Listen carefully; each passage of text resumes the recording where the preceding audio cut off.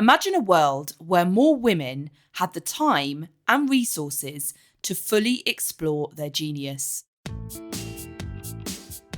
Welcome to She Rebel Radio, a community-driven podcast dedicated to supporting women to unlearn conventional rules and create businesses of significance. This is our International Women's Day series, bringing you insights and advice from noteworthy women entrepreneurs here in the UK who strive to create more meaning, impact and purpose. Our headline partner for this podcast series is NatWest. NatWest have been a pioneer in supporting women in business since the publication of the Rose Review in 2019, which identified the disparity between male and female entrepreneurs when starting a business. NatWest have been implementing key interventions and providing essential wraparound support to realise the unrealised potential of female founders. My name is Lulu Minns. I host retreats and create spaces for entrepreneurial women to explore their genius. And today I'm going to create that same space for you right here on this podcast episode. Welcome to episode 88 of She Rebel Radio, If Women Rose Rooted with Dr. Sharon Blackie. Sharon is an award-winning writer and internationally recognised teacher whose work sits at the interface of psychology, mythology and ecology. Specialising as a therapist in narrative, storytelling, creative imagination and clinical hypnotherapy, Sharon has also for many years lived as a shepherdess in various remote places all around the UK. Creating courses and retreats for women to connect with our narrative and the land, Dr. Blackie is the author of 4 books with her 5th on the way. I first fell in love with Sharon's work when I accidentally stumbled on If Women Rose Rooted, first published in 2016 and described as mind-blowing and an anthem for all that we as women can be. There is wisdom on every single page of that book, so I urge every woman listening to get a copy and read it as soon as possible. Sharon, it's amazing to have you here. How are you doing? I'm doing very well. Thank you for inviting me. A pleasure. Oh, I'm really looking forward to speaking to you. I think If Women Rose Rooted is the book that I've recommended more than any other book that all women should read. Oh, well, thank you. It's one of those strange books, it's been out now since 2016 and it is selling no less than it did in the beginning. It's one of those word of mouth things and it's kind of edging up to 100,000 copies and it hasn't had any major traditional media coverage. It's just one of those books that women seem to buy and then buy for their friends or their family or their daughters or whatever. So I feel as if it's kind of passed out of my hands and it's doing its own magic out there in the world. Yeah, I love that. I'd actually been recommended a different book and it popped up underneath and I was like, oh, I'm actually going to order that one. And it was your book that I was excited for it arriving and read straight away. So yeah, it's that it's naturally got a life of its own. Definitely. So I'd love to start with, at the Peace Summit in 2009, the Dalai Lama said Western women will save civilization. And you say that we as Western women have lost control of our stories and in turn our rooted wisdom a long time ago. I'd love to start off with exploring the connection between these two statements and how important it is that we as women reconnect with our stories and in turn our wisdom. Well, first of all, I'd like to say that as I do in If Women Rose Rooted, the Dalai Lama was talking very specifically about Western women in that talk that he was giving. But to me, our native sisters around the world have an awful lot to teach us about how to work with story, particularly when it comes to addressing the problems that the world is facing, environmental issues particularly. So to me, it very much a collaboration. But the difference, I think, is North America or wherever haven't really lost their stories. They don't have this broken tradition that we do. Old stories of theirs that talk about women protecting the waters, for example, being the creative force of the universe. But we don't have those stories in the same way. When I was growing up, I was told that the old myths had anything to do with our lives today. So to me, if we bridge that gap by, instead of just seeing them as entertainment for children, actually looking at how they can give us clues about how to approach as women the problems that we're facing today. Yeah, amazing. In terms of talking about that broken tradition, and you mentioned your childhood, what is the cultural narrative that we grew up with as young women in the Western world, and how damaging do you think that's been for us personally and collectively? Do you think I've certainly felt that kind of subconsciously I was yearning for this narrative of women that was beyond what was there at the time? Yeah, I mean, I grew up not in a particularly, certainly not in a religious household, but I grew up with a cultural narrative that was founded on Christianity.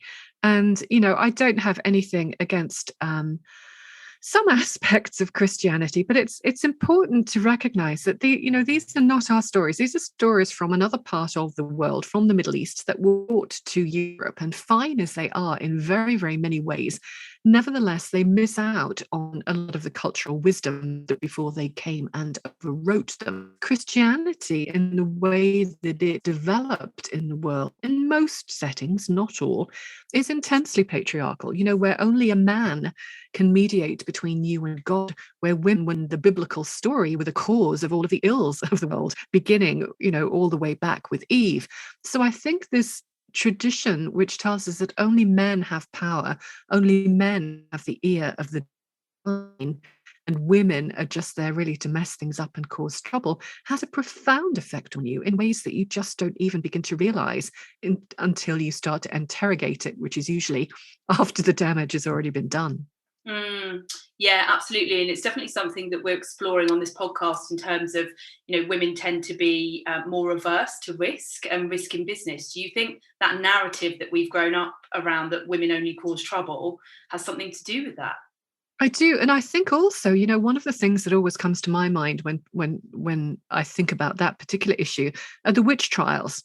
Which again were very heavily associated with the Christian Church, where the women that were burned or hung or otherwise disposed of during the witch trials really were women who were perhaps living on the edges of society, women who were different, women who challenged male authority or practices that did not work for them, that they thought were unjust, that they thought were not helpful. And of course, what happened to those women is that they were tortured and they were killed. And I think that there is a kind of a witch wound that follows us, has followed us through the centuries, that makes us a little bit fearful. There's a fear, that's passed down all that long while in that respect. Yeah, and do you think I used to work in legal practice in the court system, so I've always had a bit of an obsession about the witch trials, etc. Do you think, women were also encouraged at that time to also tell on each other? And do you think that has created distrust amongst women as a collective? Absolutely. I mean, there's no doubt that the phenomenon of the witch trials was very much ushered in by men, but unfortunately, because of the way that they would go into a community and turn it against itself, one of the few ways that women thought that they could survive was by shopping other women. So men betrayed women, and so did women betray women. And again, this whole element of distrust of authority, a fear of speaking up, fear and distrust of our sisters, I think, is something that, again, it's one of those things that until you start thinking about it, you really don't realize what a huge impact it's had on women in the culture today. Yeah, absolutely. And since you wrote If Women Rose Rooted, and I don't know how long that writing process was for you, do you think, I've certainly felt since 2016, we are seeing more and more women come together collaboratively? I think so. I think the book, happened along at the right time when there was already a fair amount of kind of consciousness raising, for want of a better way of putting it, and women just being tired of watching the men mess up, if I can put it that way. And of course, some women were messing up along with them, but for the sake of simplicity, watching the patriarchy mess up and realizing, I think, over the past few decades that the patriarchy, if we can use that term for it, is not going to solve the problems that we face, because the methodology of the patriarchy is very much about profit, about more of everything, about unfettered growth and GDP. And these are not the strategies that are going to help the world recover from environmental catastrophe and the many social and cultural crises that we're facing as well. So I think that was already happening where women were thinking, well, maybe we need a slightly different approach here, and more of the qualities that we think of as feminine qualities, whether they're put into the world by women or by men. So it was already happening, and I think yes, there has been a really big growth in what I think of as reclaiming the feminine. Absolutely, and it's definitely been my journey. And you talk about the patriarchal wasteland in If Women Rose Rooted, and I'd love to tell us more about why we as women perhaps achieve success in that patriarchal wasteland, but we feel really hollow inside. Something doesn't feel right. Yeah, I mean, I do think that, I'm often accused of being essentialist, that, I say things like women have a particular way of looking at the world, which sometimes can be different from men. And I suppose I'm not being gender essentialist. What I'm saying is that there are feminine qualities, which clearly women embody in spades, which are slower, deeper, embodied wisdom. And for heaven's sake, the act of being able to become pregnant and give birth, whether or not you do, the act of kind of creating and birthing new life is intrinsic.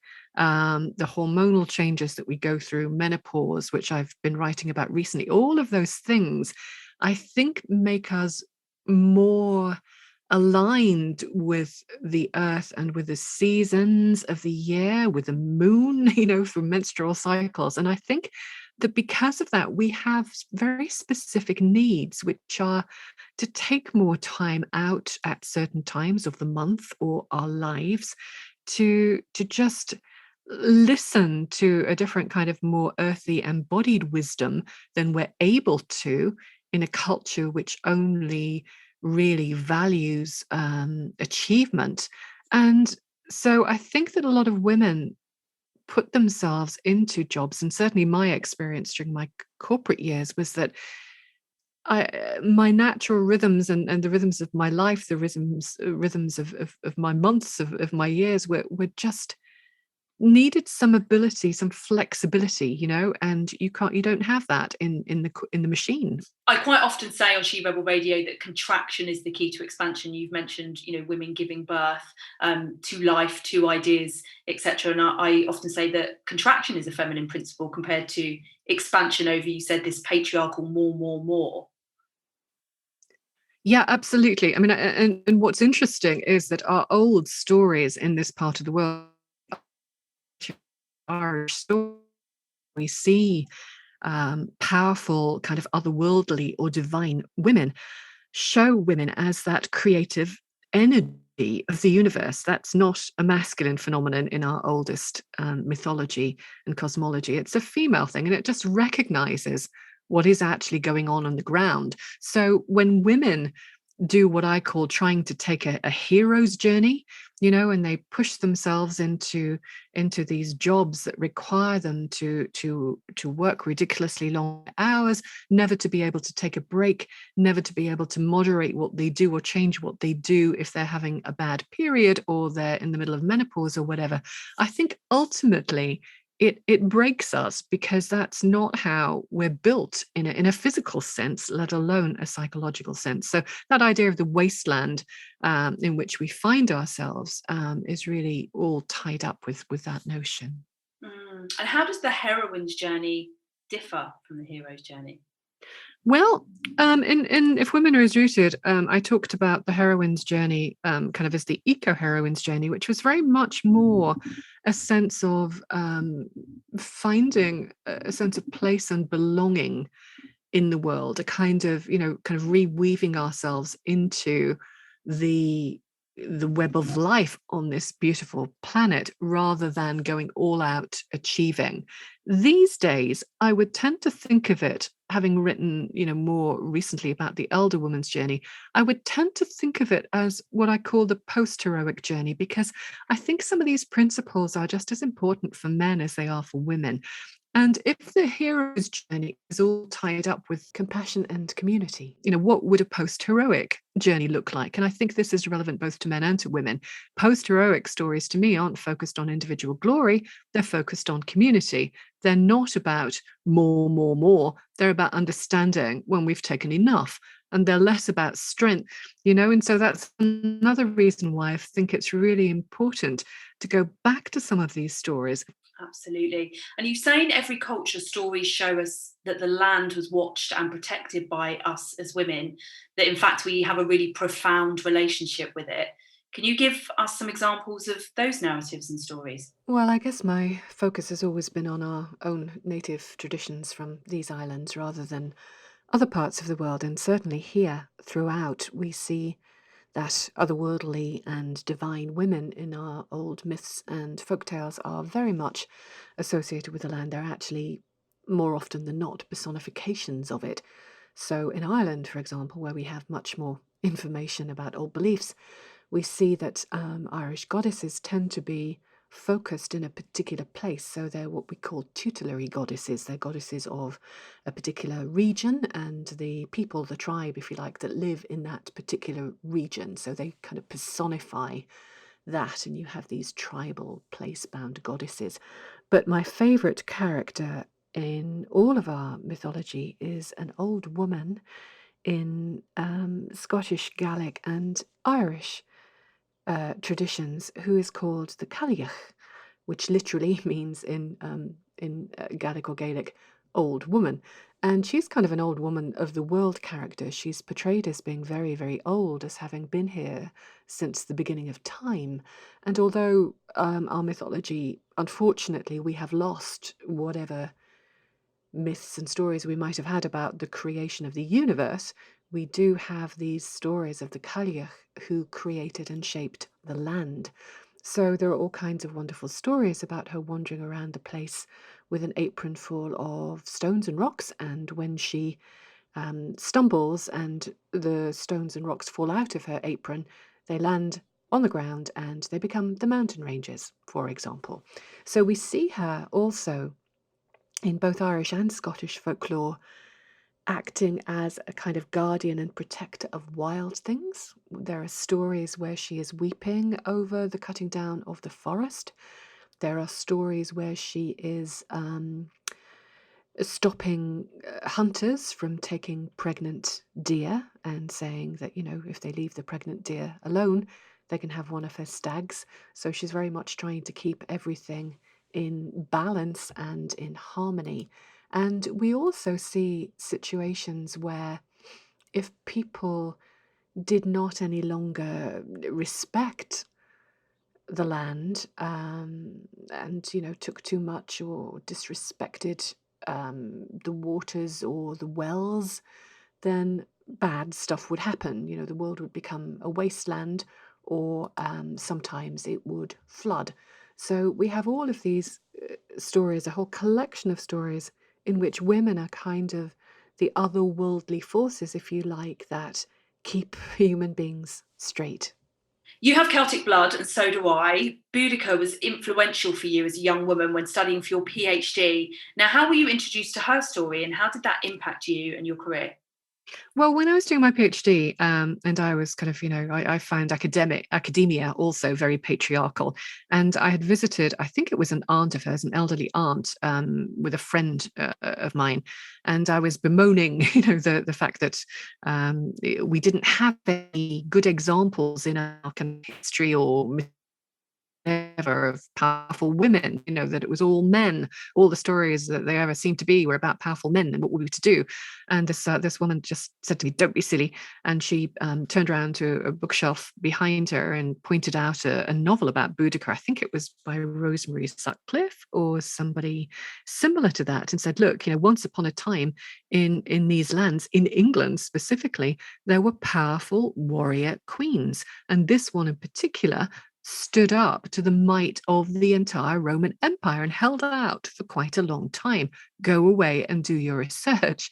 And so I did. And, I found that Boudica was not alone, that at that time, women could be rulers, women could be druids or, priestesses, women could be poets. I strongly recommend a series of novels by my friend Scott, best-selling novels about Boudica, 4 of them.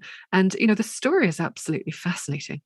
And I love how an older woman passed that wisdom down the generation to you as you were studying your PhD. Exactly. And isn't that also something that we've lost? Yeah, absolutely, absolutely. Now, my biggest takeaway the first time from reading the book was that the ownership of land coincided with the ownership of women, that these two precious sources of wisdom became something to be possessed and owned by men. Now, can you tell us more about your discovery of this? Yes, I mean, it's not, it actually goes back way before the concept of land ownership, right back to, the very conceptualization of what the natural world is and what women are. So if we go back, for example, to ancient Greek philosophy and Plato. Now, Plato had many wonderful things to offer the world, but this wasn't one of them. We find Plato arguing that women are really associated with the natural world, because of this very act of kind of giving birth and the more cyclical, rhythmical, seasonal ways in which women's physical life expresses itself, whereas men are more associated with rationality and the intellect and reason. And Plato held, like most philosophers, kind of almost by definition, that rationality and intellectuality and reason were superior to the physical natural world, and therefore by association men were superior to women. And this really, I think, was where it all began. This sense that women are inferior and not really capable of the intellectual, rational, and reasoning that a fine man is able to do. Yeah, interesting. And do you feel that that has contributed to women striving for the hero's journey and finding themselves kind of, lost in the patriarchal wasteland and losing this connection?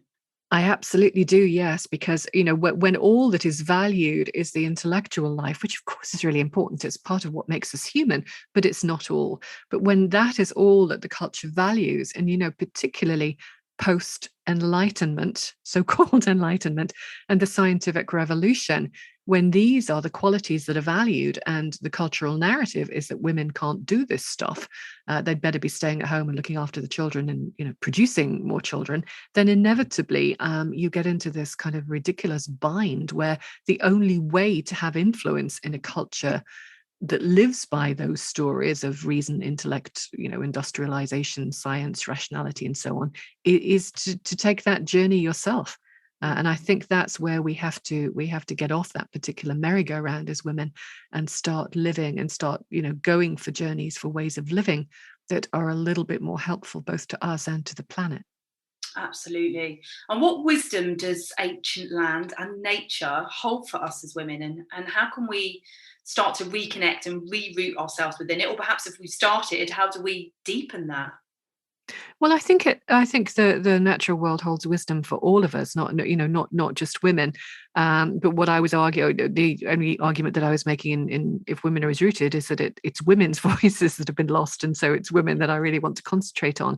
And when we are facing effectively an existential crisis on this planet, because we are effectively destroying it and the creatures that live on it along with us, then the old stories that show us women as the voices of the wells or the guardians and protectors of the land, mean that we are very much more likely to, I think, to imagine that we have something to bring to this argument, and some kind of power by virtue of our close physical association with the natural world, that we are the ones who are naturally equipped to speak out for it.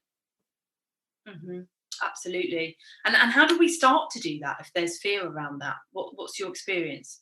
You mean fear around about speaking out, or fear around? Yeah, yeah, using your voice, and I know my experience, and for many women that I've supported, in terms of leaving that patriarchal wasteland and maybe having lots of fear around money, and to actually step onto more of that soul path, or more of that path that is reconnected with nature.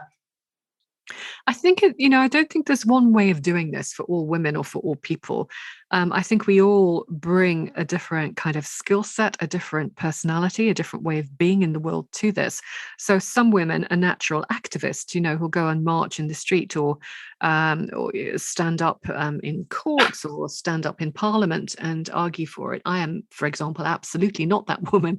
And if I tried to do that, then I would fail because it's not in alignment with who I am. I do it by writing and by teaching and on a much smaller scale. So I think really it's a question of finding out who you are. What is it that you love to do? What is your unique gift? What makes your heart sing? We can change the world not just by marching in the streets and shouting a lot, but by living ourselves an example of something different. Just showing the world that it is possible to live differently with less, perhaps, and probably be happier. So I think there are very, very many different ways in which we can, out of a sense of connection with the planet, help it. And it's all a question of finding your own particular voice, your own particular love, and just, what works for you. Your calling, I suppose, is the word that I tend to use for it. Yeah, absolutely. And all about going deeper within yourself, and nature can really support us to do that. Yes. Now, what is next for you? I know your fifth book release is imminent. I think you've mentioned it. And where can we find you and more of your wisdom? Well, my fifth book is another nonfiction book, and it is called Haggitude. And that is because I woke up one night in the middle of the night and just said to the bedroom, Haggitude, kind of as you do. No idea where the word came from. And then the next morning I remembered that and I thought, that sounds like a really good title for a book. And I had for a long time been wanting to look at elder women in our culture because we do not value them. We would love them just to be quiet and go away. Everybody is pressing us to be invisible. Elder women tend to be objects of ridicule. And really, in so many other cultures, they are valued. And if you look at the stories of elder women in myths, in fairy tales throughout Europe, you find some really powerful, fascinating characters. So the book is kind of about that. It's about how elder women can find in these old stories and archetypes inspiration, again, depending on your particular calling and your particular skill set, inspiration to find kind of vitality and a sense of vividness in the second half of life when really the culture is kind of pressing us to quietly disappear. So that will be out on the 1st of September, and I'm trying to convene a kind of program, kind of women, elder women, or women in the second half of life. Haggitude begins with menopause. It's, it is very much about the second half of life, not just the end years. A group of women to really take up that challenge of, what do we need from elder women today? What can we be? What can we offer? And you can find more about that at my main author website, which is sharonblackie.net. Amazing. Thank you so much, Sharon. And any last insight on why it is that, women in their second half of life, and again, it will be patriarchal influence, why there is a desire for those older women to be quiet and go away? Is it because they're so strong in their power? I think there is clearly you see a thread in the old stories of women, older women who just don't give a damn anymore, because they're not trying to attract husbands. They don't live in a world anymore in which they need to mate and to produce children. And so in a sense they've got a lot less to lose. And I think you do find throughout history a sense of kind of considerable, I wouldn't say it was fear, but suspicion against older women for that very reason. And my question is, how can we actually harness that?